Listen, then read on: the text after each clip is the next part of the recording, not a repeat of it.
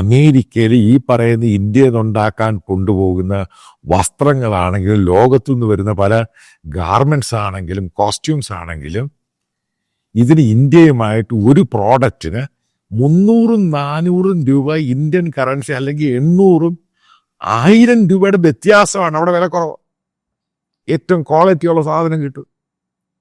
അപ്പോൾ ഈ ഫ്ലൈറ്റ് വരാൻ നേരത്തെ 20+20 അവർക്ക് 40 കിലോ പല ഇൻ്റർനാഷണൽ ഫ്ലൈറ്റിൽ ഇവർക്ക് കയറി വരാം, നിങ്ങൾക്കറിയാം.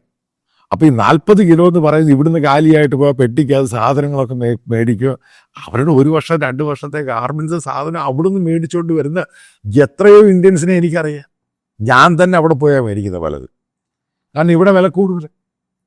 ഇവിടെ എന്നിട്ടും മാക്സിമം ഇതിനെപ്പറ്റി ഞാൻ നേരത്തെ വീഡിയോ ചെയ്യും. എന്തുകൊണ്ട് ഇന്ത്യക്കത് ഇന്ത്യക്കാരനുണ്ടാക്കുന്ന ബ്രാൻഡ് അല്ലെങ്കിൽ ഇൻ്റർനാഷണൽ ബ്രാൻഡ് ഈ സാധനം ഇന്ത്യയുടെ ഒരു ഷോറൂമിൽ പോയിട്ട് നമുക്ക് വാങ്ങാൻ പറ്റുന്നില്ല ഒരു സാധാരണക്കാരന്.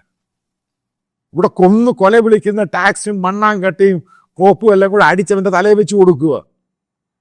ആ സാധനം ഇന്ത്യയിലെങ്കിൽ വില കുറച്ച് കൊടുക്കുക, അല്ലെങ്കിൽ അമേരിക്കയിൽ കൊടുക്കുന്ന ആ വില ഇന്ത്യയിൽ കൊടുക്കുക. ഇവിടുന്ന് ഇത് ഉണ്ടാക്കി ഇവിടുന്ന് അങ്ങോട്ട് എക്സ്പോർട്ട് ചെയ്ത് ട്രാൻസ്പോർട്ടേഷനും അവിടുത്തെ ലാഭവും അവൻ്റെ 10% ടാക്സൊക്കെ ഇട്ട് കഴിഞ്ഞിട്ട്, ഞാൻ ഈ 50% ടാക്സിന് മുമ്പ് ഈ ടാരിഫിന് മുമ്പാണ് പറയുന്നത്, എന്നാലും അത് വയബിളാണ്, അത് ചീപ്പാണ്. ഇന്ത്യയിലാണെങ്കിൽ ഒടുക്കലത്തെ വില.